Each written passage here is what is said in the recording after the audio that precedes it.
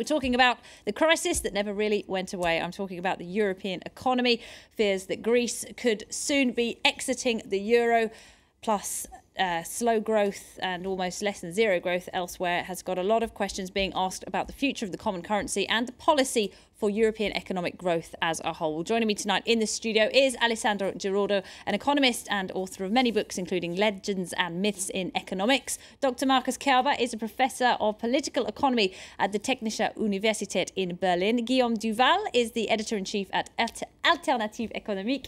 And Thomas Uday is the secretary-general of the think tank Europa Nova. Now, many thanks indeed to you all for being with us. Now, let's talk a bit about the current debate that's going on in Europe. It's growth versus austerity. Some say this is a false choice, including the IMF chief, Christine Lagarde. I think we can have a quick listen to her before we go on. Here she is talking to France 24 earlier this week. If you ask them deep down, they probably both understand that there has to be a reconciliation between the two. And austerity and growth are not mutually exclusive. And they need to be addressed together, jointly. There's Christine Lagarde. Markus Kerber, David Cameron, the British Prime Minister, also says deficit reduction and growth are not alternatives. Delivering the first is vital in securing the second. Do you agree with that? Yes, I fundamentally agree with that because growth comes from competitiveness. You have to create a competitiveness in your country that depends on every national single policy, individual policy.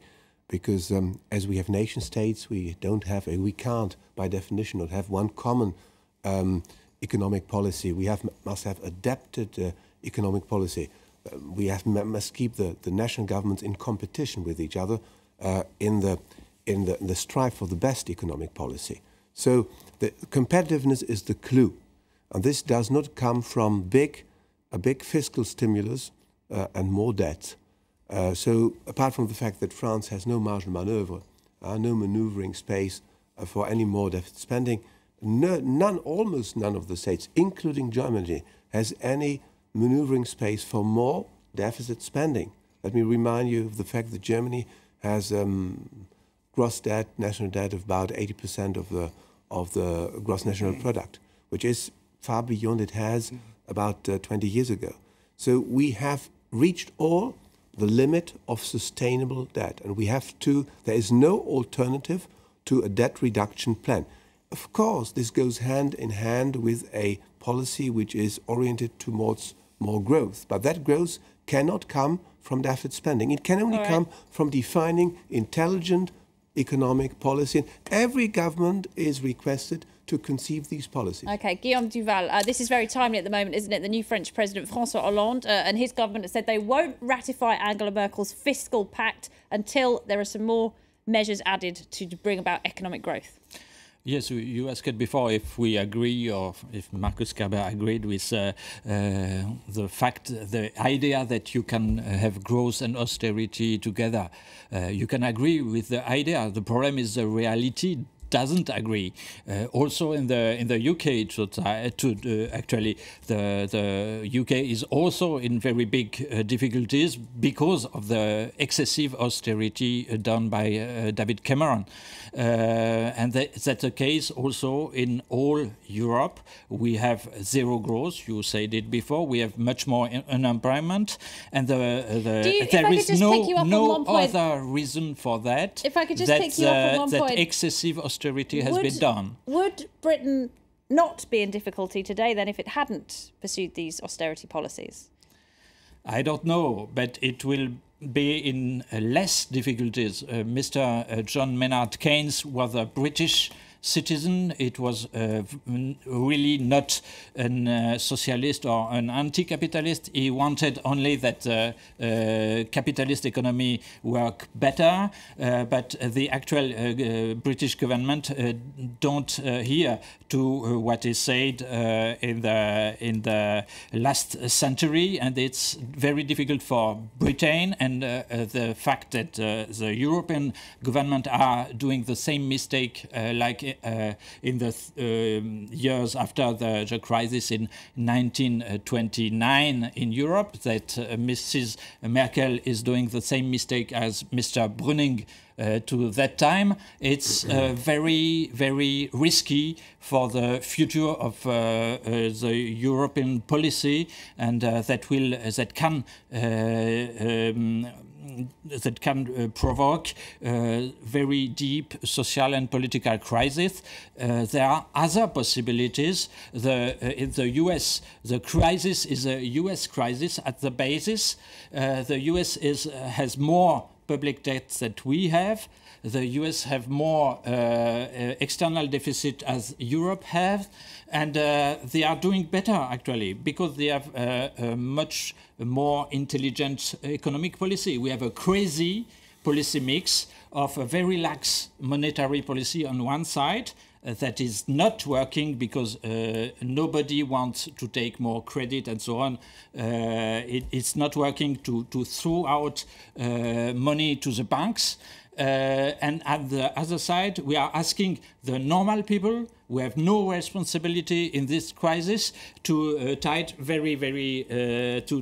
to make very high sacrifices, and that's not working economically, that's not working socially and politically. Okay, Thomas Hidey.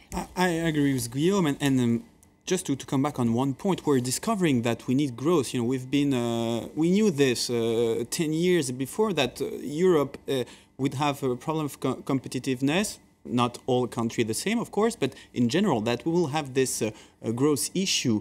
And we've been denying the reality, our leaders have been denying this reality for years.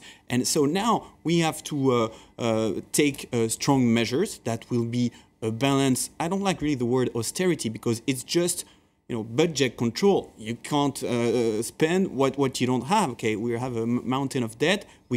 There are some limits, as there are some limits to the natural resources. What about what Marcus Kerber said, though? We are now at the limit of sustainable debt at 80%, 90% of GDP. That's the limit. We have a lot of debt, actually, but the problem is the United States have more debt than we have. But the argument seems to be you have to reduce it, yes, but at what speed? You're going to have to adjust it sooner or later. That's a question of timing. But is that not just kicking the can down the road? Let's take a look at the report of the Court of Public Accounts. One at a time. We took, just to finish about the timing, I think this is very important. This is one of the issues. If you just cut everything over 3 years, then you kill everything in the country, and it's a vicious. So you would do it over 10 years, circle, and you have more debt at the end, like the Greek has.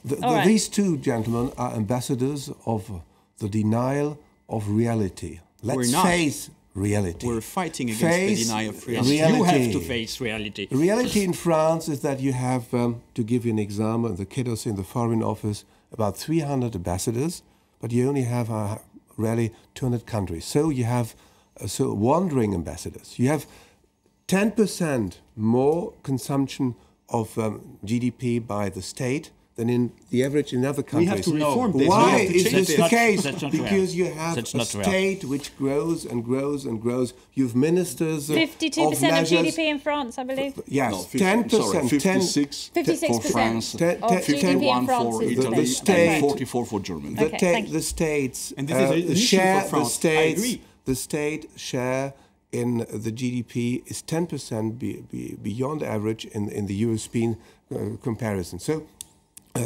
let's face that reality. And I agree on when there is no growth to expect from civil servants hanging around. Mr. Hollande promised to create new jobs in the civil service. That will not bring growth. Not true. Let's face as well the reality in Spain. Those who think that fiscal stimulus and investments in infrastructure will immediately prosper or generate growth are wrong. Spain has the best proportion per head in kilometers of motorways and railways and infrastructure in general. There is no growth in Spain. Why is there no growth in Spain? Because Spanish industry apparently is not competitive. And only Spanish policy, national policy, can try to bridge that gap over the years. So this is the reality, and we cannot catch up with that by spending more money Thomas, on things Tom which are quickly that, and then I'd like to one bring in point Alessandro to respond, Girardi. because I agree on the reform that are needed for France and this public spending, of course, but it doesn't mean we can't continue with the more European integration. You know, there is no rational in this. And just about the investment, we're talking about roads and all this for Spain. And that's also one of the issues. We need growth and investment on new technology, on, I would say, green infrastructure, because this is the next issue. But you're calling on the states to have. make those investments. Who Are you knows not? that?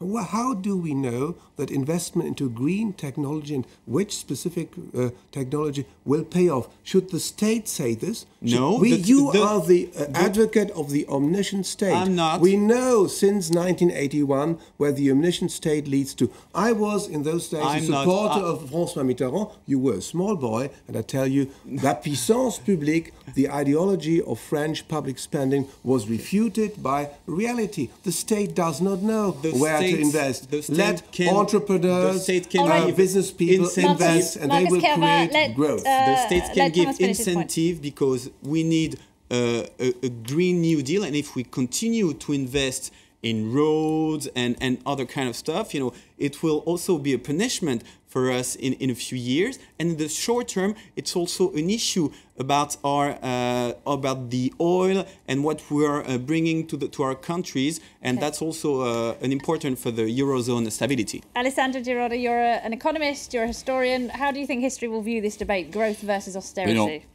I like the debate because in reality we are 4 people and we are reflecting the microcosmos of Europe in reality. 4 people, I would say 5 ideas in reality, like in Italy. You know, the point for me is really the following. We need these days to choose and rapidly, keeping in mind that, you know, clearly we need growth. This is very simple. We need clearly, and it is possible to shave some of the stupid spending that we do. I would say, take for example the case of the ambassadors. How many ambassadors are just around, and we may clearly have some savings. For example, keep in mind that, you know, but why not, for example, to put together, instead of having each of the 27 countries, or just take the 16 or 17 countries, why not to have 1 or 2 ambassadors, for example? You know, so put all together. This is a simple case, but, you know, just to tell you that we have a lot of possibilities. The point for me is in reality another one. Do we want to share something together and the project together? This is the main point. And we understand that, you know, on a national basis, for example, you have by definition some money that moves from one pocket to another pocket. This is the distribution of the revenues. Do we want to have the same kind of formula applied to all Europe? Yes, no. This is for me the major point, you know. So whereas Germany might want to pursue an austerity agenda, Britain or France, for example, shouldn't have to necessarily. Right. The question is that, you know, the time is ticking against us. Yeah. What would happen if all of a sudden some German politicians would say, well, France, why can't you disarm in the field of nuclear weapons? You have a defense budget of roughly about 40 billion euros. Let us take away the nuclear component. So no German politician would even have the guts to talk about that, because this is considered as a sovereign choice with fiscal effects, with fiscal repercussions, because the submarines cost a lot of money, should Germany pay for French submarines? Yes, well, this is, you're joking.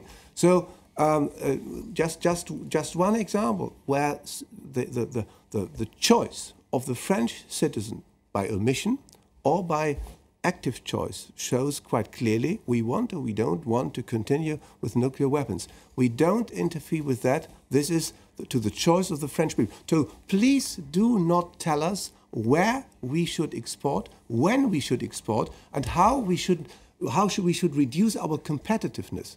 So your concept is a totalitarian concept. It is the caricature of French ideology, of state ideology, and you want to, in the light of your total... in the public sector, I'm in the private sector, I'm in the market economy, you are not in the market economy. You don't know what you say. In the light of the total failure of French economy, you give us lesson. please refrain from giving other people lessons. All right, let's try and keep it civil, gentlemen. Would you like to come back to that point? No, I wanted only to come back to the defense point. It's a very interesting point. We should have an European defense that could avoid to spend too much money for some countries, France and the UK in majority. The other countries of Europe are profiting for that actually, and that's a bad choice. But we have heard that it's difficult to have to go further on that direction. Could you tell us how Germany profits from the nuclear weapons of France, which France exclusively employs and arms for Germany reasons has of profited prestige? from 60 years of peace in Europe, has it not? And it But hasn't not to due to no the small French measure nuclear is that weapons, due. not No, due to French nuclear weapons. But in terms of the European project as a whole, you must say there has been some everybody advantages has benefited from peace. This is not a contribution. But is that not in some... France has not given the peace to Europe, and Germany has to pay for price. No, but the relationship between France and Germany, which is enshrined in the European doctrines, nothing is has enshrined. brought peace to Europe, This is a hasn't it? discourse I would reject, and there's nothing as false as German-Franco friendship. You know, Charles de Gaulle always said, friendship between people that does not exist. The only thing which exists is interest. France and Germany are the most important continental economies. They have an interest, apart from not making any longer war, to discuss about common policies. No more than that. Their concepts of policy, their concepts of economy, and apparently their concept of defense are incompatible with each other. And in the next year, we have the 50th birthday of the Franco-German friendship treaty. Mr. Hollande wants to reform it. I'm very curious how he wants to implement any reform. Just briefly. I think we're completely, we have a complete opposite vision, and I really believe that we have a new relation that can be developed between France and Germany. And even more, one of the problems of the Merkozy system was that it was too based on those two people that were on the same right side. Now that we have different parties, I think it's a good sign for other countries also to be around the table and to give more capacity to develop this European integration we fight for. And in the end, I don't know if you remarked this, but also François Hollande mentioned the role of the Commission and of the institution. So this is another sign that we can go towards a more federalist approach. And in the end, it is not for right now, but of course there's this democratic and legitimacy of the people. But Germany has been talking about electing, for instance, a president directly for whether the Council or the European Commission. So there is a lot of issues to discuss about this. I'm afraid we're going to have to leave things there. Thomas Houdet, Marcus Kerber, Guillaume Duval and Alessandro Di Rotto. Many thanks indeed to you all for joining us. As you can see, it's an issue that gets many people fired up, a lot of emotions and a very fast moving story. We'll be covering it all for you here on France 24. Thanks for watching.